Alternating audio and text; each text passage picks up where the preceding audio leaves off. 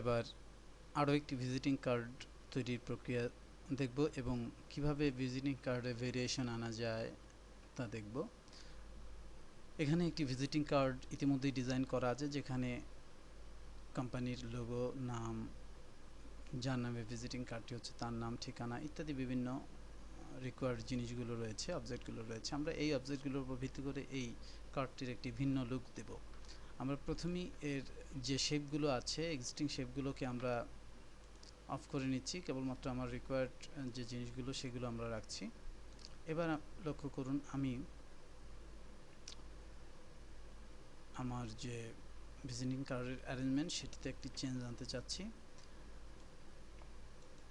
আমি প্রথমেই যে চেঞ্জটি আনবো সেটি হচ্ছে, আমি যার নামে ভিজিটিং কার্ডটি রয়েছে তার নামটি একটি ব্লকের মধ্যে নিয়ে নিব।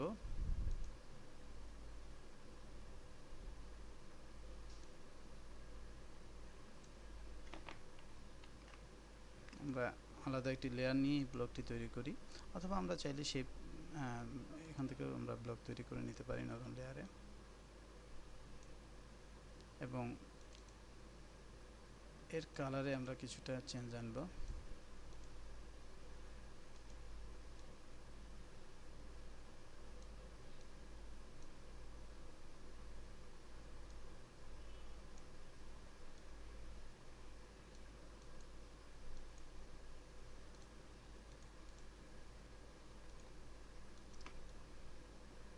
এই লেয়ারটিকে আমরা একেবারেই নিচে নিয়ে যাব।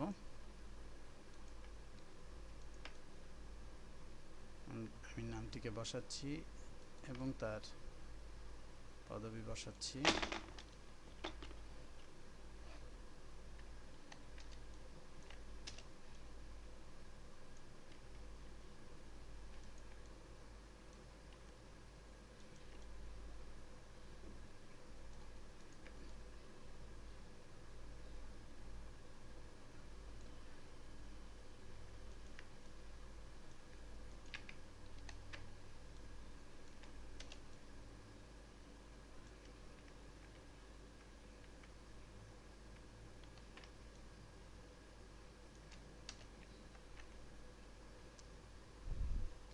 এখানে একটি অতিরিক্ত জিনিস সংযোজন করছি, সেটি হচ্ছে কোম্পানির ওয়েবসাইট।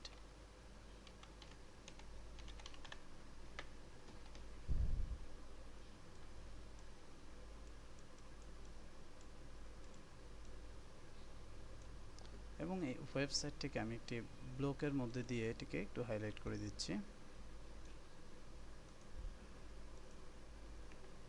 একটি রেড ব্লক এখানে দিতে চাচ্ছি, সুতরাং এখান থেকে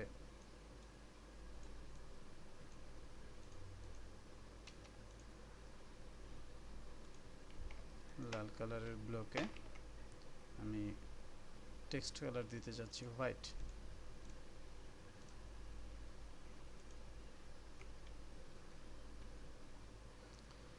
লক্ষ্য করুন, এটিও একটি ডিফারেন্ট অ্যারেঞ্জমেন্টে একটি কার্ড রিপ্রেজেন্ট করছে। আমি এই কার্ডটিকে এবার আরও কিছু ফিচার দিয়ে এক্সটেন্ড করছি, আরও কিছু কালার এবং আরও কিছু অবজেক্ট এবং খুঁটিনাটি আরও কিছু বিষয় ফাইন টিউনিংয়ের মাধ্যমে কার্ডটিকে আরেকটু আকর্ষণীয় করছি।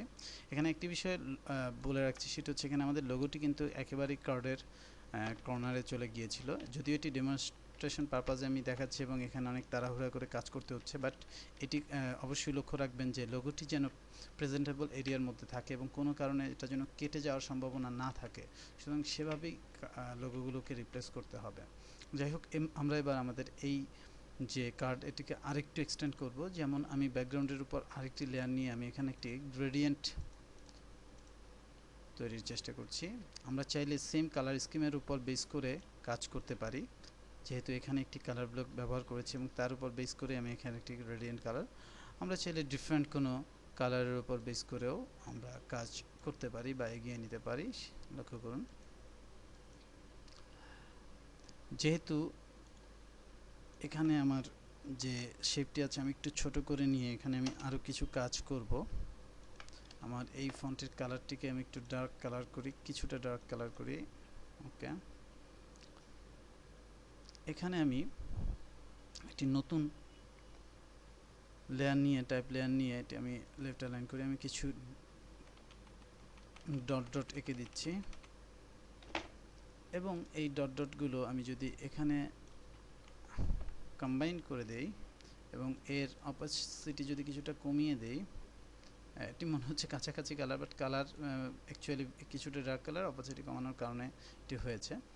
এভাবেও একটি ভেরিয়েশন আনতে পারি, অথবা এটিকে যদি আমি এর মধ্যে ঢুকিয়ে দিই, একটা মাঝামাঝি একটু রাখি, তাহলে এটি এক ধরনের ইফেক্ট দিবে। তবে কালারটি একটু ডার্ক হওয়ায় এটি কিছুটা কটু মনে হতে পারে, এই জন্য আমি এটিকে একটু হালকা করে দিচ্ছি এবং এটিকে আমি অ্যাকচুয়ালি নিচে এবং এর ঠিক উপরে সেট করে দিচ্ছি। তাহলে এখানে একটি ডিজাইন প্রদর্শন মনে হচ্ছে যে এখানে একটি ডিজাইন করা হয়েছে, একটি ভেরিয়েশন এখানে আমরা দেখতে পাচ্ছি।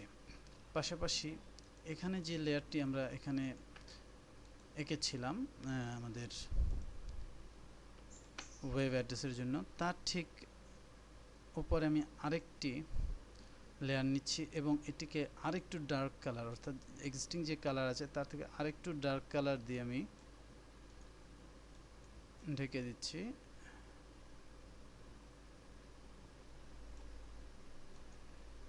আরেকটু ডার্ক হলে ভালো হবে, বুঝতে সহজ হবে। আমি ডার্ক কালার দিয়ে আমি মূলত এটি ব্লক করে দিচ্ছি এবং এটিকে কন্ট্রোল টি দিয়ে ট্রান্সফর্ম করে এটিকে একটি প্রান্তের দিকে নিয়ে যাচ্ছি। জাস্ট একটি ব্লক তৈরি করলো ডিফারেন্ট কালার মোডের।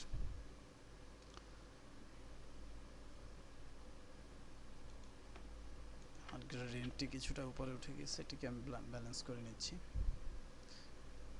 এবার চাইলে আমি এদিক থেকেও সেম কালারের একটি গ্রেডিয়েন্ট আমি অ্যাড করে নিতে পারি, অথবা এর অ্যাঙ্গেলকে আমি কিছুটা পরিবর্তন করে, যদিও এই ধরনের কার্ড এখন এই ধরনের কালার খুব একটা বেশি ব্যবহৃত হয় না, তারপর অনেক সময় এটি আমরা কুক করতে পারি যদি সেটি ম্যাচ করে ডিজাইনের সাথে।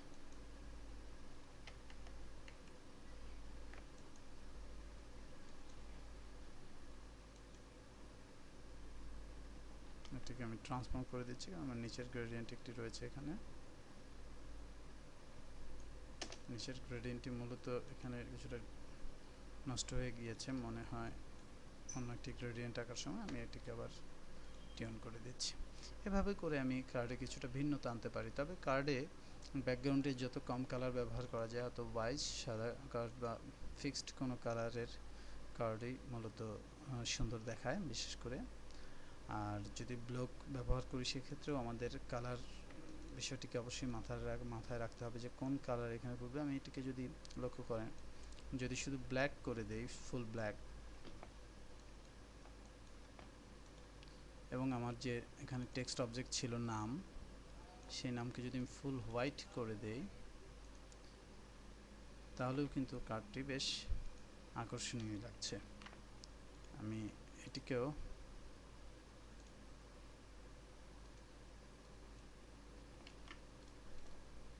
ব্ল্যাক করতে পারি, অথবা অ্যাশ কালারটি ব্ল্যাক হয়েছে যেহেতু এর এখানে অপাসিটি কম আছে, সুতরাং ব্ল্যাকটি মনে হচ্ছে না। আমি চাইলে এটি অপাসিটি বাড়িয়ে ব্ল্যাক করে দেখাতে পারি।